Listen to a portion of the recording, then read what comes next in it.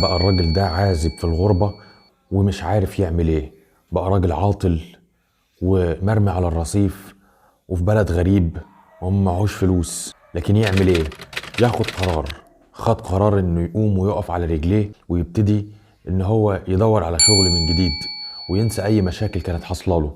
قوة اتخاذه القرار وشجاعته دي خلت السبل تفتح قدامه وان الناس تكلمه وتقول له تعالى اشتغل معانا. هو ما كانش مصدق ان هو لو ابتدى ان هو يعمل زي كده انه الدنيا هتبدأ تفتح قدامه وتبتدي الناس تكلمه وتقول له تعالى اشتغل معانا. وبالفعل لما قام ونفض غبار الكسل من عليه ابتدت الناس تكلمه وابتدى يروح وابتدى يعمل مقابلاته وابتدى يشتغل بالفعل.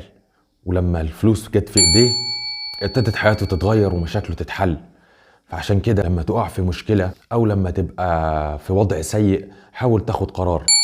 عضلة القرار دي عاملة زي العضلة في الجسم، كل ما تمرنها كل ما بقت اقوى، كل ما قدرت تاخد قرار احسن.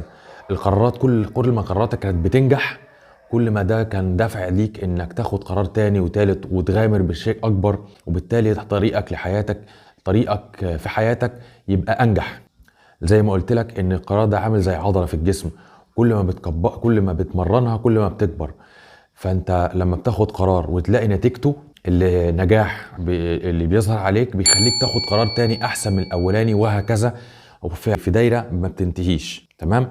عايز اقول لك برضو ان القرار لازم يتبعه الصدق. انت لما تبقى صادق جوه نفسك بتنفيذ القرار ده هتلاقي ان السبل ابتدت تتفتح ليك. مش مجرد انك بتاخد قرار ومش صادق مع نفسك، الصدق بيتولد من جواك. كل ما كنت صادق مع نفسك كل ما كان قرارك شفاف ويمس مصلحتك في الاول وفي الاخر.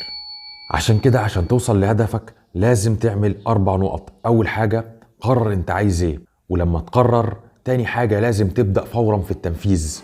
تالت حاجة شوف انت نجحت في ايه وفشلت في ايه، لان انت في الطريق لما بتاخد قرار بيبقى الدنيا مش واضحة بالنسبة لك، فلما تيجي تنفذه وتبدأ فيه تبدأ الدنيا تتكشف قدامك وتعرف ان انت كنت غلطان في ايه وتعدله وتصححه عشان تكمل على نفس طريق نجاحك. وطبعا في الاخير انت لما بتنفذ ال4 نقط دول هتلاقي نفسك كل ما مشيت في الطريق بتتكشف لك اسرار ومعلومات انت ما كنتش تعرف عنها حاجة.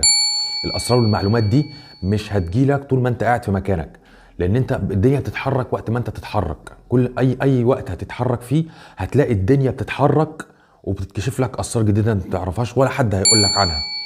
فالاسرار دي هي نبراسك في الطريق بتاعك. ابتدي وما تقعدش وقول يا رب، وابتدي خد اول قرار وشوف نتيجته عليك هتبقى عامله ازاي. ما تنساش تعمل لايك وفولو وشير للقناه عشان يوصلك كل جديد.